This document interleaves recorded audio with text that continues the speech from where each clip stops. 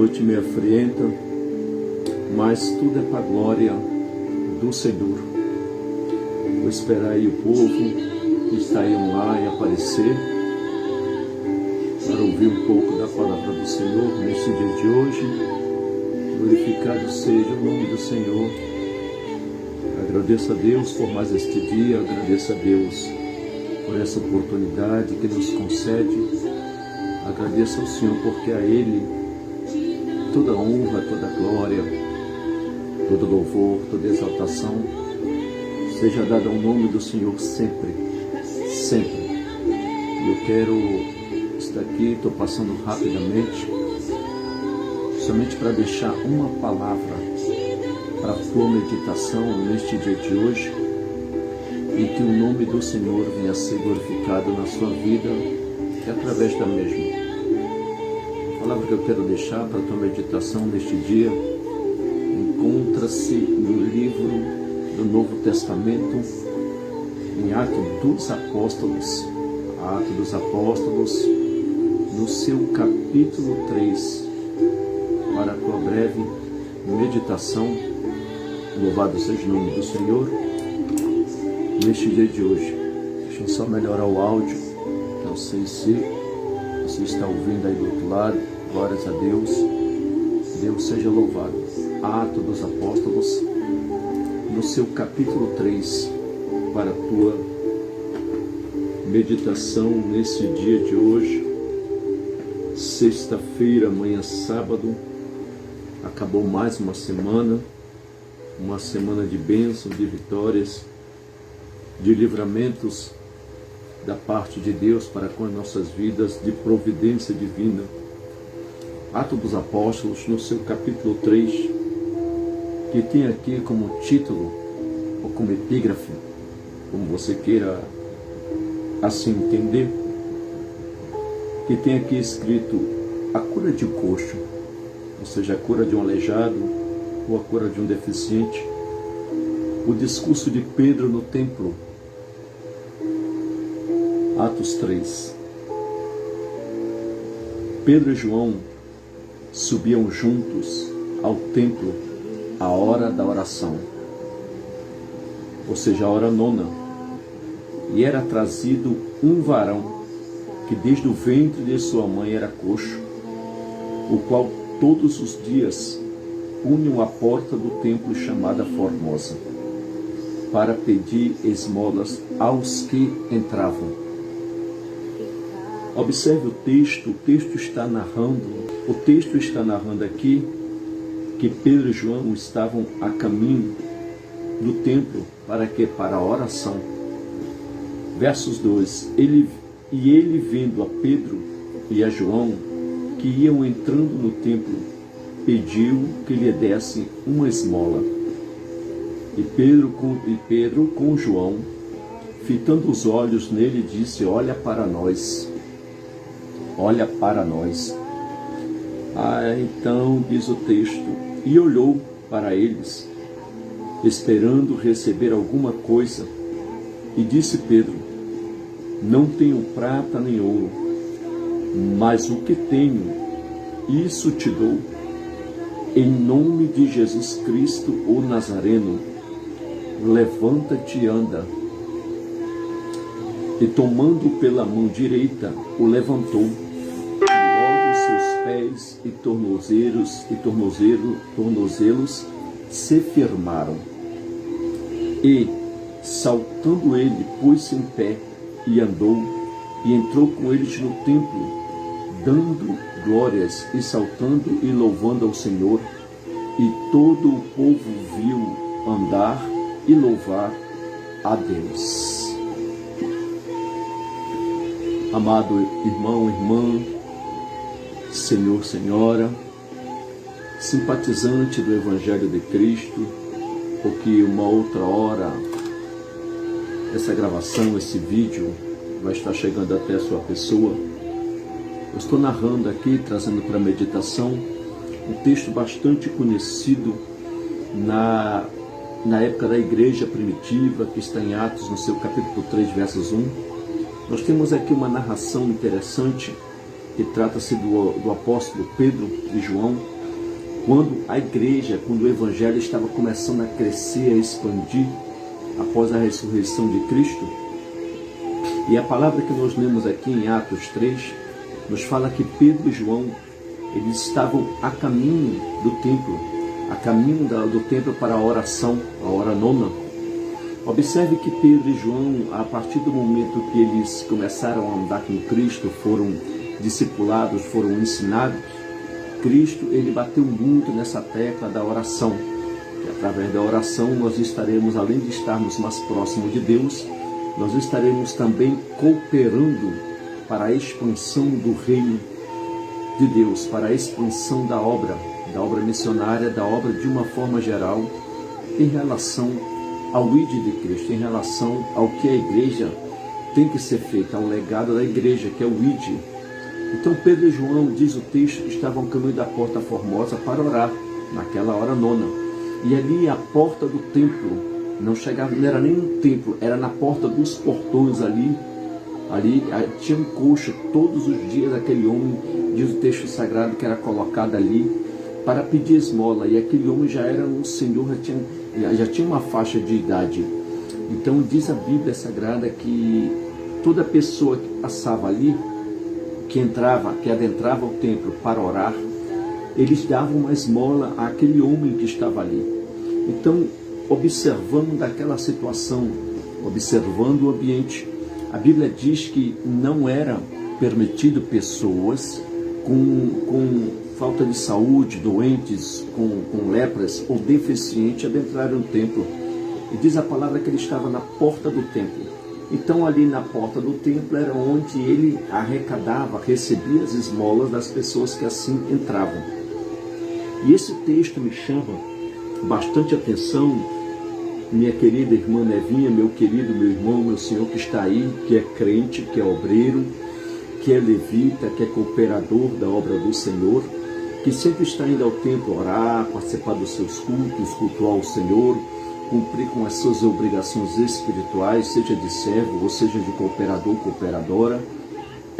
A primeira coisa que me chama a atenção é que todos os dias esse homem era colocado na porta do templo para receber esmolas. Então isso era praticamente o que ele fazia na sua vida cotidiana, no seu dia a dia, era o que ele fazia.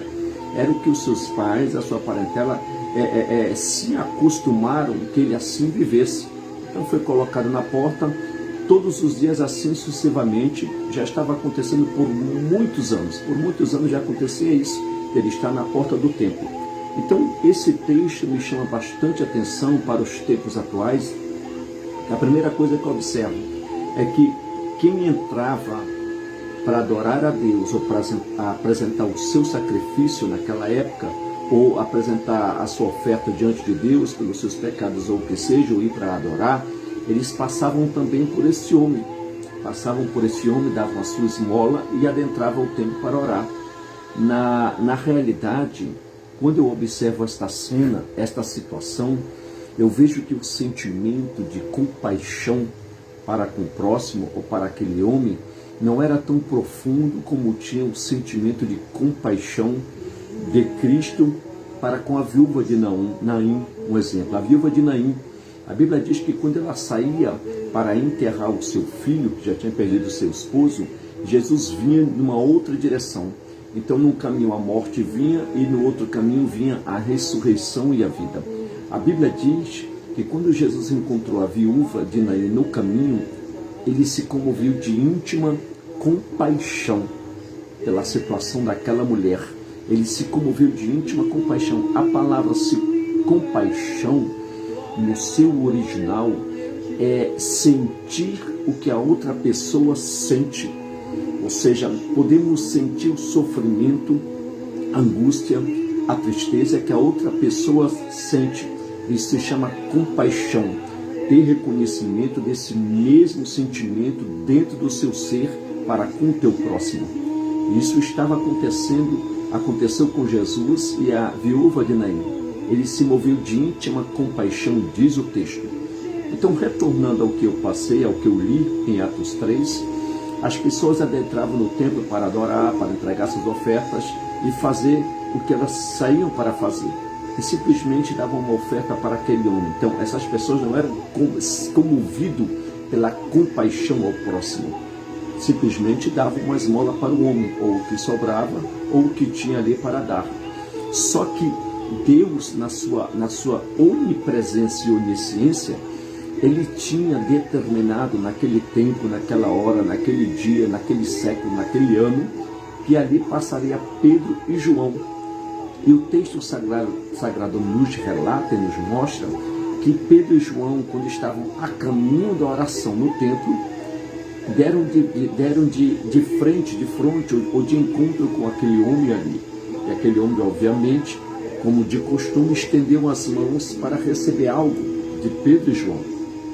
Então diz o texto, em Atos 3, que Pedro olhou para aquele homem, João e Pedro olharam um para o outro e olharam para o homem.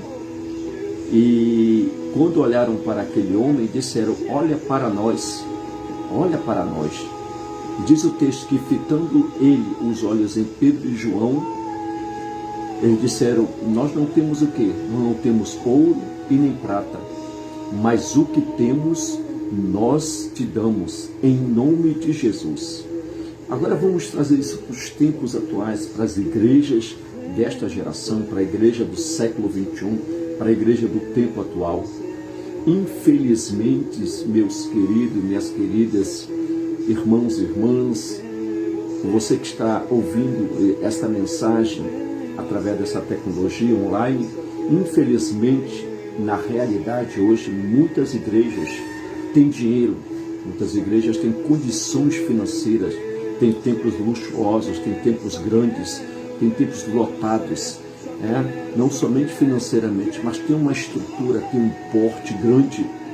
Porém, no nosso tempo atuais, poucas são as igrejas que têm o levanta e anda.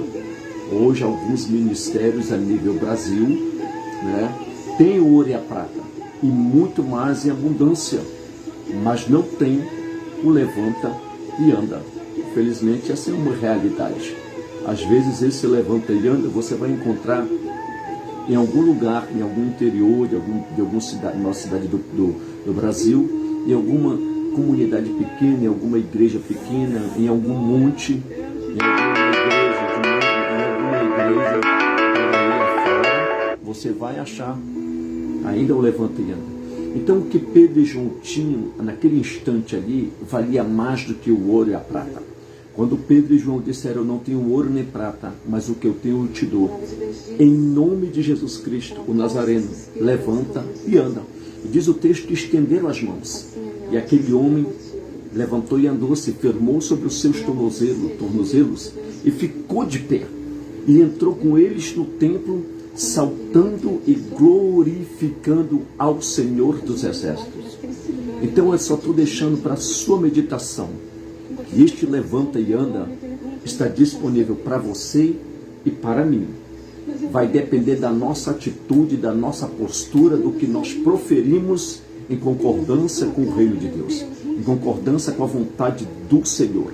Porque a vontade de Deus é manifestar a sua presença, a sua glória e fazer com que o seu nome seja glorificado na tua vida e na minha vida e nas nossas vidas de uma forma geral, como igreja, como representante, como obreiros, como cooperadores, como representante do Deus vivo que está no céu e o seu Espírito na terra para operar. Então Pedro e João, eles deram o que eles tinham. O que eles tinham? Eles tinham a presença de Deus. O que eles tinham? A convicção. O que eles tinham?